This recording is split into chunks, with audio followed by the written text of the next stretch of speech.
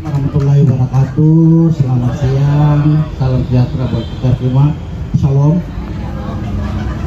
Lebih kurang untuk menyusun judulnya Garda MI 5 minggu yang lalu, di mana proses sebagaimana perkembangan era teknologi transformasi digital dalam rangka penyusunan program-program rutin yang dibutuhkan sumber daya manusia yang intelektual dan selektif, maka sesuai dengan visi misi Pak Gubernur dan Wakil Gubernur dalam rangka Maluku digitalisasi, di mana dari 228 puskesmas di Provinsi Maluku ada 52 puskesmas yang belum ada sinyal. Dari situ kami berasumsi dan berkolaborasi dengan Telkom dan PLN untuk memenuhi itu supaya pelaporan dan sumpah laporan rutin bisa terselenggara dalam real time. Itu masuk dalam jangka pendek dan menengah. Diharapkan nanti jangka pendek dan menengah bisa selesai di 5 kabupaten kota. Untuk tahap ketiga bisa sampai selesai dari 11 kabupaten kota. Sebagaimana pilar yang ke-6 dari Menteri Kesehatan bahwa transformasi digitalisasi office, maka dengan itu untuk mewujudkan transformasi itu, sehingga kita membuat satu aplikasi. Nanti kita harapkan di 11 kabupaten kota ini dalam memberikan laporan rutin, supaya jangan lambat, sehingga kita harus membangun seperti misalkan kalau belum ada listrik, dari Menteri Kesehatan sudah menganggarkan untuk memiliki solar dari listrik dari tenaga sinar matahari. Kalau mengenai sinyal dari Telkomsel sudah ada dukungan. Nanti kita harapkan dari Dinas Kesehatan itu semua laporan dari SDK, sumber daya manusia, Yankes, P2P dan Kesmas itu bisa sejalan. Jadi tidak ada lagi laporan-laporan manual yang mulai dari tingkat puskesmas sampai kabupaten kota. Jadi untuk menghemat tenaga dan tidak perlu membuat laporan berulang-ulang, itu salah satu terobosan kami, sehingga nanti kita harapkan tahun 2023 bulan November dan Desember kita harapkan sudah selesai dari 52 puskesmas mengenai digitalisasi. Manfaatnya sangat banyak. Nanti kita link semuanya. Jadi setiap ada laporan, ada masalah dengan soal vaksin, dan selama ini vaksin kita real time. Karena selama ini dari laporannya sudah habis vaksin, tapi begitu kita cek ke lapangan masih ada. Terus ada juga laporannya kata sudah dimasukkan di aplikasi, tapi di aplikasi Smell belum muncul. Itu salah satunya. Bagi juga yang lain, misalnya dalam pelaporan stunting di daerah kata sudah lapor, tapi di aplikasi belum, tapi secara manual sudah. Nah, itu yang kami gagaskan untuk saat ini. Assalamualaikum warahmatullahi wabarakatuh. Selamat siang, salam sejahtera bagi kita semua. Salam. Yang kami hormati Ibu Asisten 2 dan Ibu Asisten 3 selaku mentor dan juga penguji bagi kami peserta di PKN tingkat 2 angkatan 25 Provinsi Maluku. Kami dari Dinas Pemberdayaan Perempuan dan Perlindungan Anak mengambil judul sinergitas penanganan kasus kekerasan terhadap perempuan dan anak di Provinsi Maluku melalui Rumah Aman. Ini melatar belakang bahwa kita ketahui bersama bahwa kekerasan terhadap perempuan dan anak di Provinsi Maluku ini masih menjadi perhatian yang sangat tinggi dari pemerintah Provinsi Maluku melalui Dinas Pemberdayaan Perempuan dan Anak, karena tingkat kekerasan di Provinsi Maluku ini semakin tahun ke tahun sangat meningkat. Dan ini juga mungkin sebagai bahwa di tahun 2022 ini dari Januari sampai dengan saat ini kita sudah penanganan kasus itu 206 kasus kekerasan terhadap perempuan dan anak. Nah, ini juga merupakan sebagai gunung es, di mana yang lapornya itu memang ada yang melapor, tapi masih banyak di belakang itu yang belum melaporkan itu, karena mereka masih merasa bahwa itu tabu, mereka masih merasa itu malu, dan inilah menjadi salah satu inovasi kami untuk bagaimana kita mengambil proyek perubahan tentang strategis dengan melibatkan atau sinergitas untuk melibatkan stakeholder, baik dari kita di dalam lingkup pemerintah provinsi maupun instansi vertikal, sehingga dalam melaksanakan penanganan kasus mulai dari pelaporan, penanganan sampai dengan tindakan itu kita sama-sama melaksanakan sesuai dengan tugas dan fungsi pada masing-masing pemerintah provinsi Maluku maupun instansi vertikal. Di mana salah satunya tadi kita sudah lihat, kami melaksanakan penandatanganan MOU, dan itu merupakan salah satu kerjasama kami, sehingga nanti diimplementasi dengan program kerja masing-masing dari instansi vertikal yang tadi menangani MOU.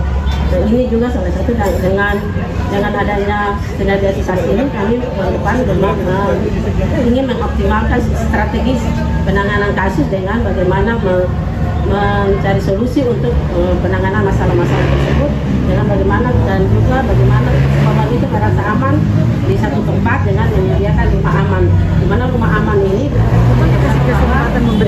adalah tempat tinggal sementara bagi korban untuk dapat pemulihan dan juga bisa untuk penanganan di dalam itu untuk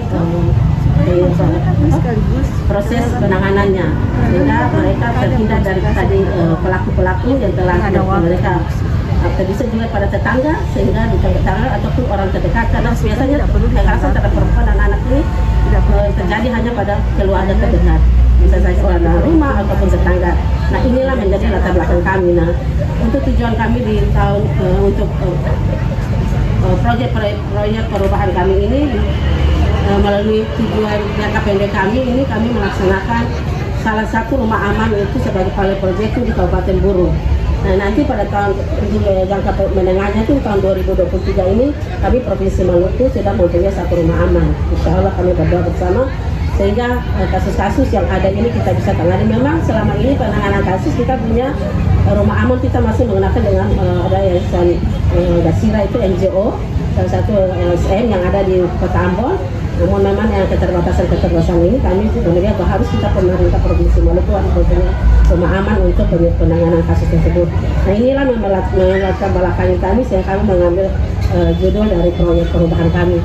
Dan setelah itu, selain itu kami juga sudah akan mengeluarkan, setelah ini akan mengeluarkan regulasi atau peraturan gubernur tentang sinergitas penanganan kasus, yaitu keterlibatan dari seluruh stakeholder dengan tugas dan fungsinya masing-masing sudah dijelaskan, dan SOP-nya sudah dijelaskan dalam peraturan gubernur tersebut. Dan juga ada karena selama ini memang kita punya permasalahan juga adalah pendamping yang belum punya tenaga, yang punya skillnya yang terlatih, sehingga kami juga punya satu keputusan gubernur juga, punya regulasi yang diterbitkan juga pada saat ini, yaitu tenaga pendamping yang nanti terlatih untuk duduk dalam dalam tim untuk dalam yang ditetapkan dengan keputusan gubernur. Nah, ini jadi nanti pada selesai pergub ini kami mengharapkan sebagai masyarakat mengetahui bahwa penanganan kasus-kasus kekerasan ini ada juga regulasi yang mendukung sehingga mereka bisa dapat melaporkan kepada kami, dan kami juga mengharapkan tingkat kekerasan terhadap perempuan dan anak bisa menurun, karena kita ketahui bersama bahwa yang tinggi adalah sekarang adalah tingkat kekerasan terhadap anak ini, pencabulan dan seksual sangat tinggi. Nah, ini yang menjadi perhatian kami dan juga kasus kekerasan terhadap perempuan. Nah, ada beberapa kasus yang sudah kami tangani ini memang sudah dengan stakeholder, tapi bagi kami lebih dengan adanya sesuatu, ada dasar hukum sehingga semua masing-masing sudah tahu tugas dan kewenangan masing-masing yang sudah ada dalam regulasi itu. Sehingga sinergitas ini sangat kami membutuhkan. Nah, ini dari jangka pendek kami, sehingga dengan launching dan juga terakhir ini adalah penanganan MOU. Barangkali itu salah satu mengenai kami memang permasalahan sangat tinggi, dan mudah-mudahan di tahun 2023 ke depan kita sama-sama dengan Kalau dia sudah menandatangani yang begini, apa yang diharapkan oleh masyarakat maupun laporan-laporan yang dapat kami tangani bisa meminimalisir ke depan dengan adanya beberapa sarana dan prasarana dan juga ada regulasi-regulasi yang mendukung. Barangkali itu dari kami. Assalamualaikum warahmatullahi wabarakatuh. Salam sejahtera untuk kita semua. Shalom. Selamat pagi. Pagi. Ya. Terima kasih. Yang saya hormati Ibu Asisten 2 dan Ibu Asisten 3 selaku mentor dan juga penguji mungkin, dan rekan-rekan reformer yang saya banggakan. Sang Garuda adalah sebuah akronim atau kependekan dari strategi pembinaan dan pengawasan penegakan Perda dan Pergub. Ya, latar belakang dari kenapa kami mengambil proyek perubahan Sang Garuda ini, yang pertama, kondisi existing Kepulauan Maluku, Provinsi Maluku ini adalah provinsi kepulauan. Di sisi lain, pemerintah provinsi memiliki beberapa perda yang memang berlakunya bukan saja di Kota Ambon dan sekitarnya, tapi juga ada di kabupaten kota. Sehingga daya jangkau dari Satpol PP sebagai institusi atau OPD yang bertugas untuk menegakkan peraturan daerah dan peraturan kepala daerah, terutama peraturan gubernur, itu sangat terbatas. Yang berikutnya, bahwa setelah kami mengevaluasi, ternyata di kabupaten kota itu penegakan perda dan peraturan kepala daerah itu sangat minim. Jadi ada sesuatu yang memang kurang di kabupaten kota, terutama di Satpol PP-nya. Nah, karena itu perlu ada upaya terobosan untuk bagaimana proses penegakan perda di kabupaten kota itu bisa berlangsung. Karena itu kami mengambil proyek perubahan ini, Sang Garuda ini, dengan melakukan pembinaan dan pengawasan. Artinya tugas gubernur bukan saja sebagai kepala daerah, tetapi dia juga sebagai wakil pemerintah pusat di daerah. Sebagai wakil pemerintah pusat di daerah, tugas gubernur itu melakukan pembinaan pengawasan terhadap penyelenggaraan urusan pemerintahan daerah, kabupaten kota, dan termasuk urusan ketentraman dan ketertiban umum. Urusan ketentraman dan ketertiban umum ini dilaksanakan oleh Satpol PP. Jadi tugas gubernur ini termasuk di dalam juga dijalankan oleh Satpol PP adalah melakukan pembinaan dan pengawasan terhadap tugas-tugas penyelenggaraan urusan pemerintahan, ketentraman dan ketertiban umum di kabupaten kota. Nah, karena itu lewat tugas pokok ini kami membuat sebuah regulasi lewat peraturan gubernur untuk mewadahi atau memberikan penguatan kepada teman-teman Satpol PP di kabupaten kota, supaya tugas pokok penegakan perda itu lebih dikedepankan. Karena selama ini kalau teman-teman lihat, Satpol PP itu kebanyakan hanya sebagai menjalankan tugas-tugas ketentraman ketertiban, tapi tugas-tugas penegakan perda itu sendiri sangat minim. Nah, perda ini, Pergub ini dibuat untuk memberikan regulasi tata cara bagaimana Satpol PP melakukan pembinaan. Ada beberapa tahapan pembinaan, kemudian ada juga pengawasan. Di sini juga ada beberapa tahapan yang memang harus dilalui oleh Satpol PP ketika dia melakukan penegakan perda maupun peraturan kepala daerah, peraturan bupati dan peraturan wali kota. Selanjutnya, dalam penegakan perda tentu kita membutuhkan laporan atau ada pengaduan-pengaduan dari masyarakat ataupun ditemukan langsung di lapangan. Untuk memudahkan itu ada tools yang kita buat. Jadi selain peraturan gubernur yang sebagai output jangka pendek atau tujuan jangka pendek, tapi juga ada tools, yaitu kami membuat aplikasi yang juga namanya Sang Garuda. Adalah kependekan dari Sistem Informasi Penegakan Pembinaan dan Pengawasan Penegakan Peraturan Daerah. Dan Sang Garuda ini, aplikasi Sang Garuda ini dalam tools jangka pendek ini kita sampai di tahapan uji coba, Ibu. Sampai tahapan uji coba. dan mudah-mudahan di jangka menengah itu bisa dioperasionalkan. Jadi bukan saja lewat pelaporan yang disampaikan oleh Satpol PP Kabupaten Kota kepada lewat anggota Satpol PP Kabupaten Kota ke adminnya, tetapi kami juga sebagai Satpol PP Provinsi juga bisa menerima laporan itu. Jadi ada kolaborasi kerjasama antara Satpol PP Provinsi dan juga Satpol PP Kabupaten Kota dalam menangani pelaporan atau pengaduan-pengaduan terhadap pelanggaran peraturan daerah.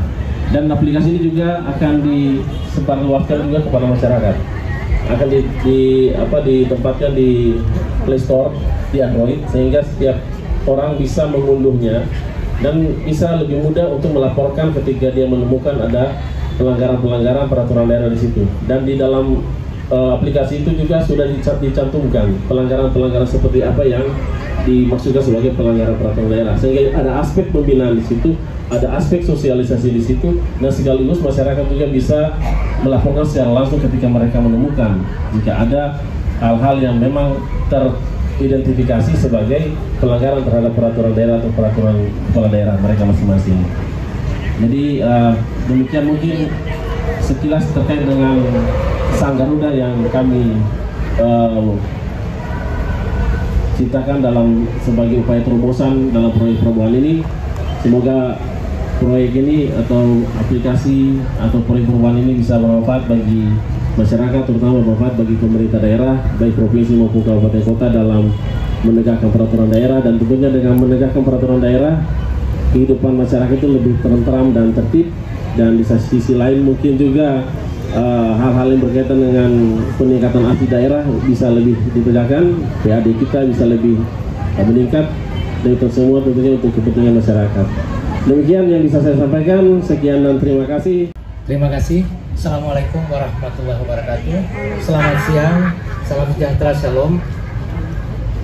Ibu asisten 2, asisten 3, Bapak Ibu reformer, serta teman-teman semua. Pada kesempatan PKM tahun ini, kami dari Dinas ESDM mengangkat topik proper tentang rekayasa pelita surya. Rekayasa pelita surya ini adalah akronim. Ya. Jadi kalau pelita itu pembangkit listrik tenaga. Kita memanfaatkan sumber daya matahari sebagai pembangkit listrik. Kita tahu bersama ini latar belakangnya kenapa sampai muncul ide ini. Kita tahu bersama sekarang ini kondisi minyak dunia ini semakin hari semakin menipis. Itu kalau di Ambon kita lihat banyak kendaraan yang antri di SPBU untuk mengisi bahan bakar, ya. Baik itu solar, kemudian di masyarakat minyak tanah dan lain-lain. Minyak bumi ini berasal dari fosil, dan dari waktu ke waktu tingkat pemanfaatannya itu semakin meningkat.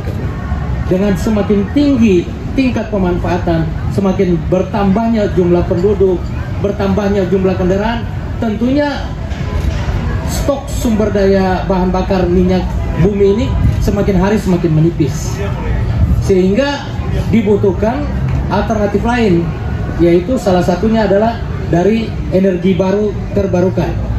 Kalau di alam kan banyak, ada tenaga surya, kemudian tenaga angin atau bayu, kemudian tenaga air, begitu juga dengan yang lain-lain, biomasa. Tapi dalam kesempatan ini kami mengangkat pemanfaatan sumber daya energi surya. Sekarang ini yang kita lihat bahwa PLTS ini kan sudah mulai banyak, ya, dan itu diupayakan sebagai alternatif pengganti jaringan listrik yang tidak sampai ke desa-desa. Kalau PLN jaringan listrik itu paling sampai kepada ibu kota, kecamatan dan sebagainya. Kalau sudah sampai ke pulau-pulau, desa-desa yang terpencil itu agak sulit dijangkau oleh jaringan PLN, karena memang biaya investasinya itu sangat mahal. Pembangkit listriknya, kemudian tiangnya, jaringannya dan lain-lain itu sangat, kalau dihitung-hitung balikannya daripada masyarakat itu tidak seimbang, pasti PLN tidak akan sampai menyediakan infrastruktur ketenaga listrikan itu sampai ke desa-desa. Sehingga PLTS ini sangat membantu. Dalam kenyataannya yang kita lihat, PLTS yang ada ini sifatnya statis. Dia dipasang di atas bangunan, baik itu rumah, tinggal atau gedung perkantoran dan lain-lain, mengikuti bentuk bangunannya. Dipasang hanya misalnya mengarah ke satu arah. Kalau ke timur ya ke timur saja, dia tidak akan bergerak untuk menyesuaikan dengan kondisi pergerakan matahari. Sehingga penyerapan energi surya juga itu tidak bisa maksimal. Nah, di sini terbetik ide bagaimana untuk meningkatkan penyerapan energi ini secara maksimal, yang tadinya statis itu dibuat menjadi dinamis. Nah, ini yang kita namakan rekayasa. Rekayasa itu membuat ya sesuatu yang tadinya statis dia berubah menjadi dinamis. PLTS ini kita akan merekayasa sedemikian rupa sehingga solar cell atau panel surya yang bisa menangkap energi matahari itu dapat bergerak mengikuti pergerakan matahari. Misalnya kita pasang di timur, pada saat matahari terbit, misalnya ini arah ke timur, ini suatu saat dia akan bergerak mengikuti pergerakan matahari. Misalnya kalau siang jam 12 siang, dia akan tegak lurus ke langit. Apabila pergerakan matahari menuju sore hari, dia akan bergerak ke arah barat. Nah, ini yang dinamakan rekayasa yang akan dapat meningkatkan penyerapan energi surya. Tujuan daripada proyek perubahan ini adalah bagaimana kita meningkatkan bauran energi. Selama ini porsi terbesar bauran energi itu berada pada pemanfaatan minyak bumi. Kemudian itu sekitar bauran energi 91,2% itu terbesar ada di pemanfaatan minyak bumi, diikuti oleh batu bara sekitar 7,1%. Kemudian energi baru gas itu baru 1%, energi baru terbarukan itu hanya 0,7%. Nah, ini kita berupaya untuk meningkatkan bauran energi karena sesuai dengan rencana umum rencana energi nasional, rencana umum energi nasional dan rencana umum energi daerah. Ini harus kita konversi penggunaan bahan bakar minyak dari waktu ke waktu, dia akan dikonversi. Semakin hari semakin berkurang pemanfaatan minyak bumi dengan bahan bakar fosil menuju ke pemanfaatan energi baru terbarukan, seperti itu. Sehingga diharapkan pada tahun 2025 sudah ada sekitar 23% pemanfaatan energi baru terbarukan, dan nanti dia akan bergerak terus sampai ke 2050. Itu diharapkan tidak lagi menggunakan bahan bakar minyak berbasis fosil, tapi sudah tergantikan oleh energi baru terbarukan. Itu tujuannya. Sasarannya adalah pemanfaatan energi tenaga surya ini kita akan upayakan kalau bisa menjangkau sampai ke desa-desa, karena rasio elektrifikasi kita ini baru 93%. Kita berupaya agar listrik ini dapat dinikmati oleh semua masyarakat kita di desa-desa terutama, tanpa mengharapkan jaringan listrik daripada PLN saja. Ada upaya-upaya yang lain yang kita lakukan seperti itu. Mungkin gambarannya seperti itu. Terima kasih.